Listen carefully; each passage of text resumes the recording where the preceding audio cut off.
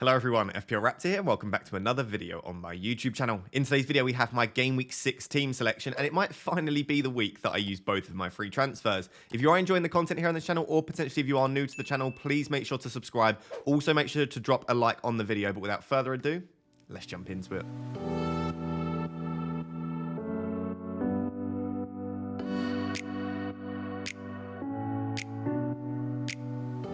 So guys, before we move on to my team for Game Week 6, can I just ask you to do one thing for me? I've just hit 98,000 subscribers, which means that we are 2,000 subscribers away from 100k. It's obviously a massive milestone for a YouTuber to hit because they send you a plaque and you get a little tick, and obviously it's been a goal for a while. So if you are one of the about 40 to 50% of people that watch these videos that doesn't subscribe, please could you consider subscribing? It's completely free. You can do it right now. It'll take you like literally 2 seconds. Hit that subscribe button, scroll back up. It massively supports me, and you can always change your mind at a later date, but it would really help me to reach that milestone of 100k. So I would really appreciate it if you're one of the ones that haven't subscribed, if you could subscribe right now for me.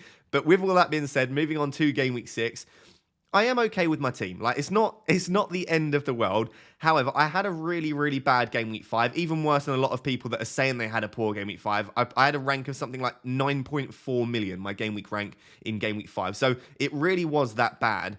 And it's difficult not to look at your team now that have just had an absolutely shocking week, especially players that have been underperforming for a few weeks, and not want to remove all of them from your team. So yes, there is a chance that I do wildcard because I'm sat here looking at my team and I would make 9 or 10 changes on a wildcard. I would make at least 5 or 6 changes to my starting 11.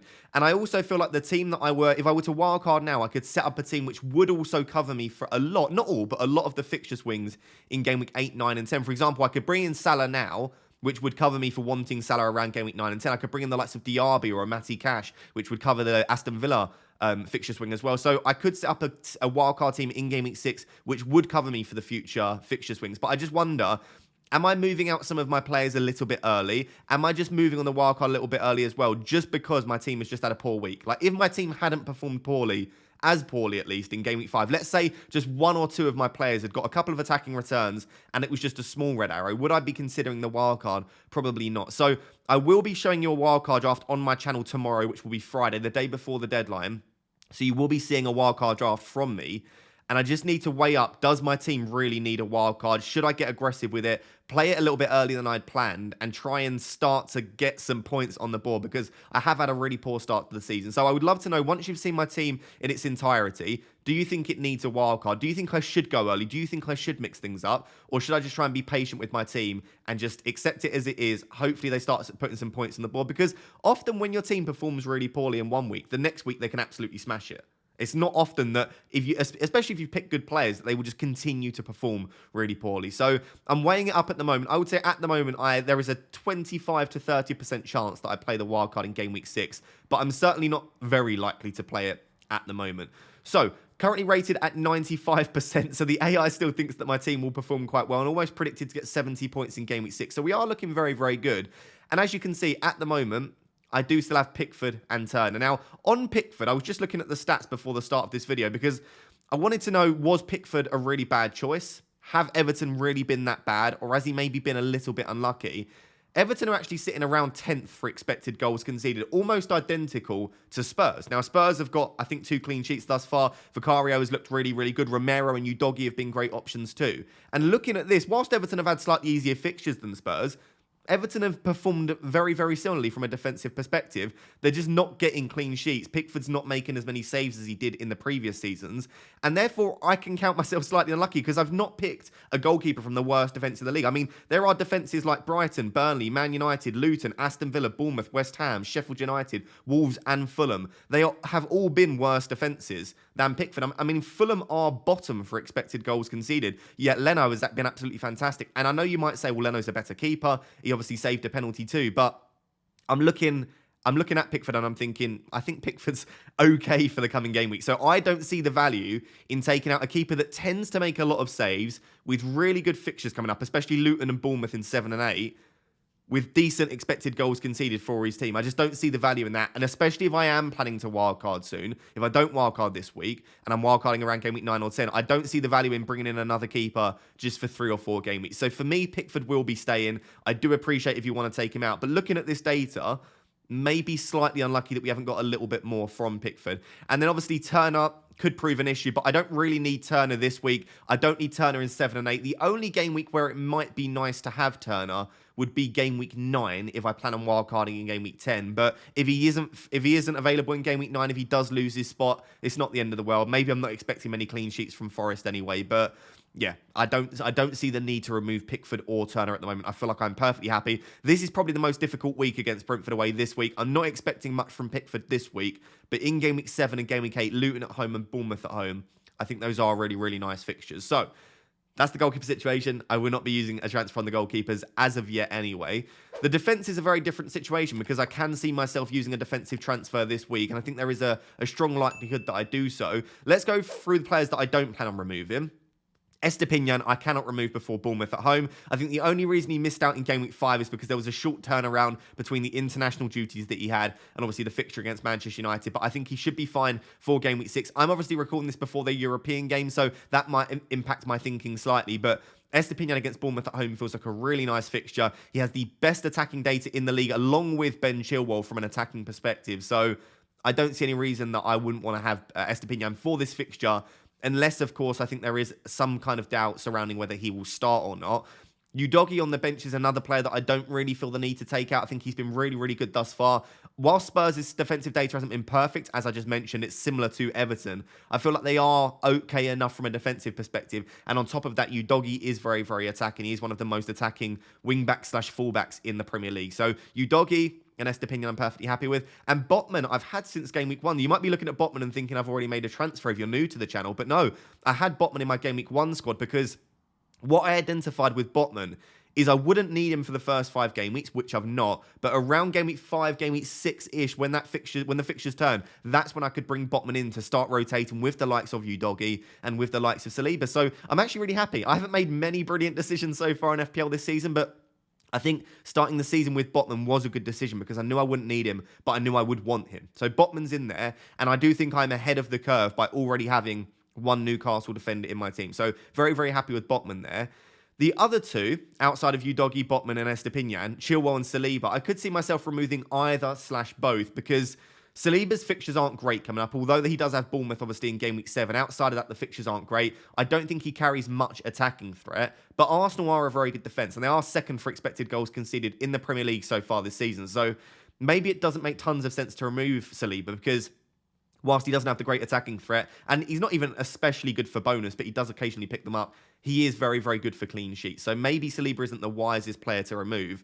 Ben Chilwell's a tricky one because, as I said, he has very similar data to Estepinian and some of the best data in the league for defenders. He's looking at about 0.6 XGI, which is actually better than a lot of my attackers. It's better than the likes of like a Saka, similar to Rashford, not quite as good as Fernandes, but he is pushing up there with some of the best attackers in the game for attacking data. The issue is we just don't know if he's going to start number 1. And if he does now, is he going to play at left back or left wing? So what has been happening with Ben Chilwell is he's basically been playing as a left winger. In like a 4-2-3-1, he's playing as their left-sided forward. And that's why Chilwell's been so amazing. That's why he's getting the chance to get attacking returns, because he has been that good from an attacking perspective. However, in game week 5, what we saw is Mudryk came in, and Mudryk played the attacking left wing position. And then rather than Chilwell dropping into left back, what we saw was Colwill playing in left back.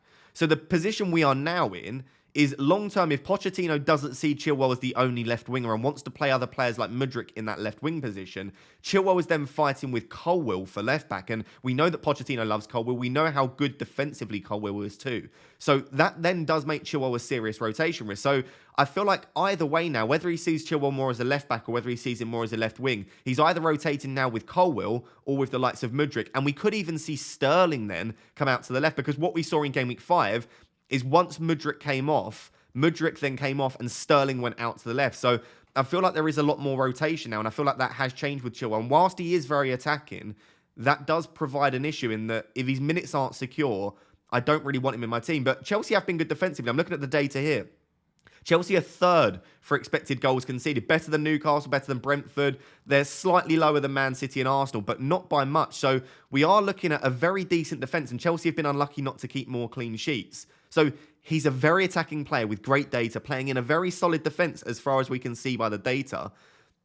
But is he a rotation risk? And if he is, and there is any doubts, then I don't think you can justify keeping him in your team because you need these nail players, especially when there are other great nail players that you can bring in. So with that being said, at the moment, a very likely transfer for me with 1.3 million in the bank and being relatively happy losing Chilwell because I think he's a minutes risk. Chilwell to Trippier feels like an okay, straightforward transfer because, as I said, Newcastle were the 4th best defence in the league this season. Last season, they were the 2nd best defence in the league for expected goals conceded. And you have to remember, their opening 5 fixtures have not been easy by any means. I mean, arguably one of their easiest fixtures was Brentford last week where they kept a clean sheet, but Brentford are one of the best attacks in the league this season. So that was a great clean sheet to keep. And I just look at the next fixtures coming up for Newcastle, and I'm seeing maybe 2 or 3 clean sheets in the next 4 or 5 fixtures. So to have Trippier and Botman as the double up feels like it could be really, really nice. So at the moment, unlikely to make a goalkeeper transfer. Will probably make a defensive transfer. Can't be one of Udogi, Butman or Estepinian, really. I think Saliba is playing for such a good defence that it makes sense to keep him. So at the moment, Chilwell to Trippier, start Trippier and Botman, have the Newcastle double up, and maybe be one step ahead of everyone else that is only able to get one Newcastle defender into their team. So moving on to the midfield, there are things that I like about this midfield, and there are things that I absolutely hate. And if I were to wildcard right now, I would change at least 3, potentially 4 of my midfield, which probably tells you that this is not the best midfield to be running at the moment. The player that I'm happiest with is Mbeumo. I probably would hold Mbeumo on a wildcard, but I don't think that's an obvious thing to say because I think arguably Diaby is the sort of 6.5 to 7 million pound midfielder that I would want to own the most at the moment. And I think in most of my wildcard drafts, I've had Diaby and Mbeumo because I would also want to squeeze Salah in there. But I think if you're only having one player in there at the moment, I may well want Diaby more than Mbeumo. And I also think Eze deserves a shout as well. His data's actually been pretty good. He is on penalties. He is nailed. And Palace's fixtures are actually really nice coming up. So it's not as easy as just saying Mbeumo will be an automatic pick on my wildcard. But I think I am still happy with him. And obviously this week, he's playing against Everton at home. That is obviously a clash with Pickford. But I think that I just have to play Mbeumo, and I don't want to use a transfer from Pickford, but I'm not expecting much from Pickford. I am expecting something from Mbeumo. He's obviously not been overwhelmingly good in the last couple of game weeks. Like he's been in comparison to the opening couple, he's been a bit disappointing. But as I said, you have to temper your expectations. We're not thinking Mbeumo's going to get attacking returns every week because then he's looking at getting like 40 attacking returns or more in a season. So you have to know what you're expecting from players, especially at that price. And I still think Mbeumo's an excellent asset to own. So Mbeumo I'm perfectly happy with. Son will go on to next. Son's a tricky one because maybe it was a bit of knee-jerk, maybe it was a bit of FOMO bringing him in, but the information that we had is that Son was playing through the middle, probably on penalties too, against a very weak Sheffield United defence. And that was the information that I had, and I saw the opportunity to go against Haaland captain and also bring in an out-of-position asset that has a history of performing very well in FPL. I just saw it as an opportunity. And maybe there was a bit of FOMO there. Yeah, maybe there was a bit of points chasing. But I also think that we had a lot of information that we didn't have previously. The issue that we now have is now that we have an extra week of information, and this is why it can be worthwhile waiting sometimes, is he didn't look great against Sheffield United. He didn't get the opportunities to score goals. His data wasn't great, and he struggled. And people say it's because it was against a low block. Maybe that's the case. Maybe he'll perform better against a slightly more attacking Arsenal side, but he didn't perform particularly well in that game. And then the other issue is that we've then had 2 further pieces of info, which may mean that he is pushed back out to the left. The first is Richarlison came off the bench and looked very, very good and won them the game. Now, does that mean that Richarlison will get the opportunity to play through the middle again? It could well be. Like, we'll have to wait for Postecoglou's press conference, but that could mean that Son is pushed out back to the left, and we know that Son on the left has just not been it for the last season and a half, and that is worrying. All of a sudden, Son is not an asset that I want to own at that price. So that's one piece of information. The second piece of information is that Perisic has now got a long-term injury. Now, yes, Solomon can play on the left, and I still think Solomon is first choice on the left if Son is through the middle. But if Solomon's not performing well, or if Solomon picks up an injury, there is now no one's play on the left because the other option was Perisic on the left if Son is through the middle. So all of this now means that I think there is a good chance that Son doesn't play through the middle and that it's Son on the left and Richarlison through the middle. At least I don't think every week Son will play through the middle. So now this is looking like a really poor transfer because he's got Arsenal this week, Liverpool next week. He may not be playing through the middle every week. And yeah, this looks like a mistake now, but I guess I still back the reasons that I made the move, and I saw an opportunity to back against Haaland captain and to bring in a player with a very, very high ceiling. If I was on a wild card now, I would do Son to Maddison, because Maddison is a known entity. We know what he's going to do, not only in the Premier League, as we've seen under Leicester, but also under Spurs. Like, his role hasn't changed across the opening 5 game weeks, and he's been putting up very good data. So if I was on a wild card now, I would do Son down to Maddison. And unless something changes over the next few, where we know Son's still playing through the middle, and he continues to look really good, when I do play my wild card, if it's around game week 9 or game week 10, Son would probably be changed to Maddison. So that's my information around Son. I'm okay having him for this week. Maybe this is a fixture that will suit him more. And as far as we are aware, he could still be on penalties. And so that is a massive advantage in his favour, that we don't even need Son to play well. If Spurs can pick up 2 penalties over the next 5, and he is indeed on pens, that's obviously a massive advantage too.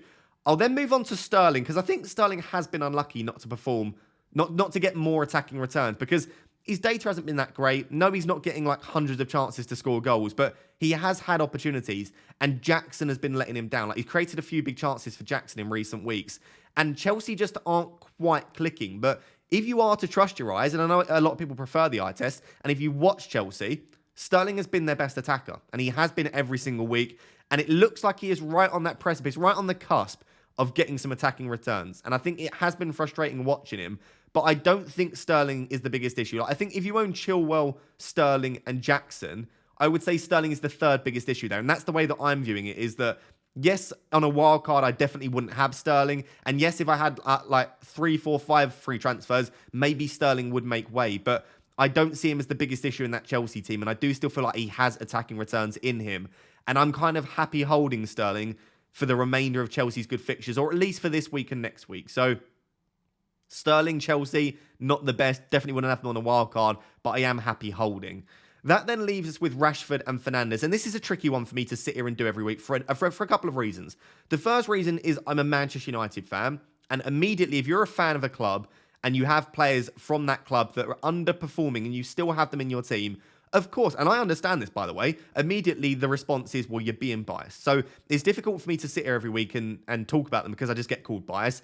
And the other reason is, the reason that I'm keeping them is largely around data. And as I spoke about in the Game Week preview video, that is causing a bit of a rift at the moment between creators and the people watching the content, is that a lot of people watching the content aren't happy with over-reliance on data and people constantly talking about XG and expected assists and all of these things that some people think are just made up and nonsense stats. So I'm sat here as a Manchester United fan using data as my justification, and it is causing a bit of an issue where people just don't understand it. So let me explain what I am looking for in an FPL asset. Like, because I've done very well in FPL in recent years, and a lot of people have trusted my opinion, trusted my advice, and usually I give good advice. So what is it for me that allows me to select, keep, and hold and buy FPL assets? There are 3 things. The first is good minutes. I think it is absolutely imperative and critical that you choose players that you know are going to get good minutes, because a player can be fantastic, but if they're not on the pitch, they're not getting you returns. So good minutes is incredibly important to me.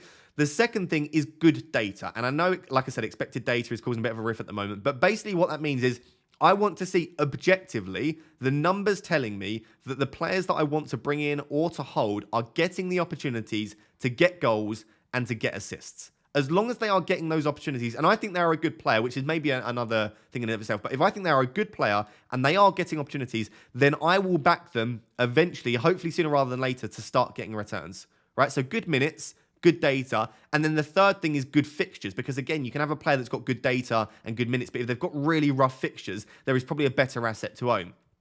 So when I look at Rashford and Fernandes, they've got brilliant minutes, great data, and the fixtures over the next 3 or 4 are really good. So, of course, regardless of who I support, it's so difficult for me to explain why I want, like, to justify taking them out, because why would I want to take them out? Like, who am I bringing in that has better minutes, better data, and better fixtures? There is no one. And I know a lot of people will point to things like, well, Manchester United are just a mess at the moment. Manchester, if you watch the games and you look at the eye test, Manchester United don't look good at the moment. And they don't. Like, I'm a Man United fan. I have to sit there every week and watch Man United. Of course, we aren't performing very well, but Manchester United not performing well doesn't mean that Rashford and Fernandes aren't good options, because what I need is Rashford and Fernandes to get opportunities, and they still are.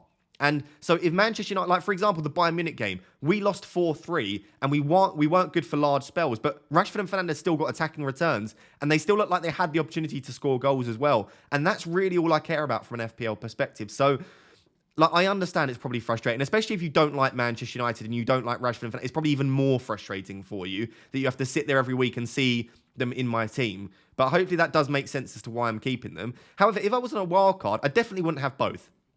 I probably would still have Marcus Rashford because I think that he is performing well, and I think he's been unlucky not to get more attacking returns in the last few, especially against Brighton. I actually thought that Marcus Rashford was our brightest spark in the attack, but I definitely wouldn't have them both. I would probably remove at least one, and there is a chance that I would remove both because you could see a midfield of like Maddison, Saka, Salah, and Mbeumo, Diaby. That would be a perfectly good midfield five, and you could definitely justify taking them out. But with the fixtures that United have over the next three, and with the data they've got, I can't remove them. Like, it doesn't make sense for me to remove them. But I do understand that if you want to bring in someone like Mohamed Salah, doing something like Rashford and Fernandes to Salah and Diaby, if you have the funds to do that, that looks like a massive upgrade for a lot of people. So I'm going to stop it there because it's been almost 10 minutes discussing my midfield. But hopefully you understand why I'm struggling to remove any of my 5 midfielders this week, especially not only because I think they're okay for this week, but also like all of the players that I would want to bring in, I don't really think are that great of an option for this week. Like, Diaby is a player that I would love to bring in, but Diaby's not got the greatest fixture this week because Chelsea are actually defending fairly well. And if I were to bring in Diaby, it would be for one of Rashford or Fernandes. I think Rashford or Fernandes versus Burnley is better than Diaby against Chelsea. The only midfielder that I would really want to bring in this week, because I think he has a great fixture this week and I would want him longer term, is Salah. But it's not just as simple as bringing Salah in. I would have to remove Son and one of Fernandes or Rashford, or both Fernandes and Rashford, and make a massive downgrade or take a -4 hit. So there is quite a lot of surgery that's required to bring Salah in, which is one reason why the wildcard does look very tempting. But I'll leave it there. Let me know what you think of my midfield situation. Hopefully that made it clear. Let's move on to the 2 forwards and then discuss what I plan on using my 2 free transfers on. So finally moving on to the 2 forwards. Obviously Erling Haaland will be my captain this week. I got very lucky last week captaining Son because Haaland had 5 big chances missed. He actually, by the way, missed 4 big chances in the Champions League. So in the last 2 games, Erling Haaland has missed 9 big chances. Now, there are 2 ways that you could look at this. The first is that Haaland is not playing particularly well and that he is not looking confident in front of goal and he is missing a hell of a lot.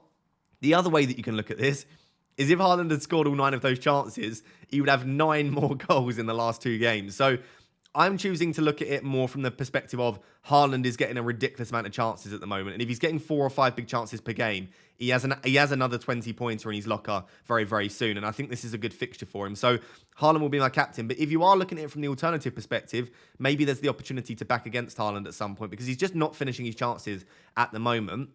Speaking of not finishing his chances at the moment, Nicholas Jackson. Now, he is a player that does have good data, but I will acknowledge that the data's only going so far with him. He just isn't it, right? He's just not. And I was wrong on this, and I will admit that I was wrong. I looked at his data in the opening 2 or 3. I looked at the amount of chances he was getting and thought, do you know what? He was so good in La Liga last season. He's had the opportunity to score goals before, and his conversion rate was above 30% in La Liga as well. So he's a player that knows how to score goals. He just needs to get a little bit of confidence. He needs to score 1 goal, and then he'll start scoring goals a lot for Chelsea. And he's just not. He got that goal, and he's just gone back to missing chances left, right, and centre. So, yes, the data's good.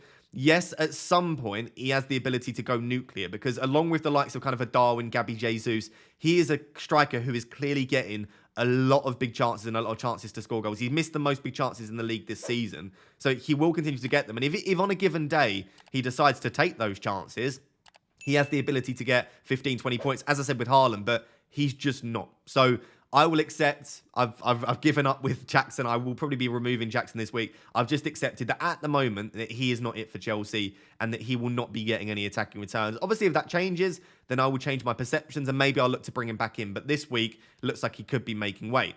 So, with that being said, this is currently the position that I'm in with my Game Week 6 transfer plans. As I said, Chilwell, I think if he is definitely nailed on, then I wouldn't want to remove him. So if in the press conference I get something from Pochettino, which is along the lines of, nope, that was just a one-off, Chilwell will come straight back into the starting 11, then maybe I'll find it difficult to remove him. But I would like to double up on the Newcastle defence. I've already got Botman. And so I'm looking at either Chilwell to Trippier or Chilwell to Fabian Schär. As I discussed in the Game Week preview video, I do think that Kieran Trippier is worth the extra money over Fabian Schär. It's just that it probably does force me into a wild card in 9 or 10. The reason that I say that is if I went for Fabian Schär, it would leave me some money in the bank to try and maneuver to Salah if I want to move to Salah.